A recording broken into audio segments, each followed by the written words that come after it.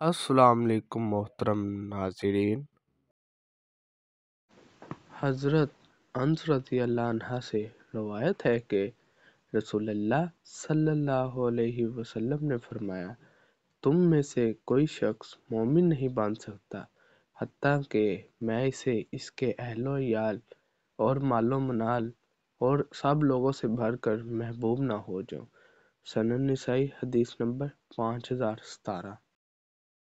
حضرت ابو ہریرہ رضی اللہ عنہ نے بیان فرمایا کہ رسول اللہ صلی اللہ علیہ وآلہ وسلم کا ارشاد گرامی ہے، قسم اس ذات کی جس کے ہاتھ میں میری جان ہے، تم میں سے کوئی شخص مومن نہیں ہو سکتا جب تک میں اس کے نزدیک اس کی اولاد اور والدین سے بڑھ کر محبوب نہ بن جاؤں۔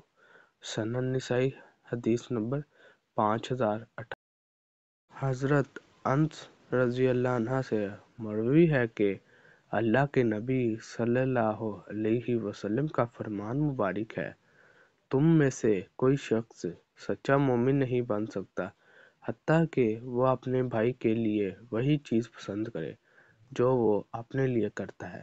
سنن نسائی حدیث نمبر 5019۔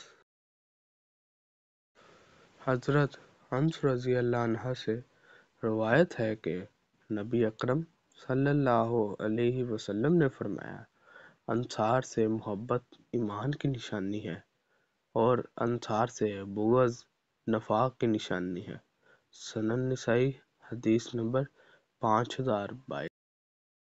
حضرت ابو ہریرہ رضی اللہ عنہ سے مروی ہے کہ نبی اکرم صلی اللہ علیہ وسلم نے فرمایا، جو شخص ایمان کی حالت میں اور ثواب کی نیت سے رمضان المبارک کی راتوں کا قیام کرے، اس کے سب سے پہلے گناہ معاف کر دیے جاتے ہیں۔ سنن نسائی حدیث نمبر 5028۔ ویڈیو اچھی لگی ہو تو چینل کو سبسکرائب، ویڈیو کو لائک اور شیئر ضرور کیجیے گا۔ ہمیشہ سلامت رہیں۔ جزاک اللہ۔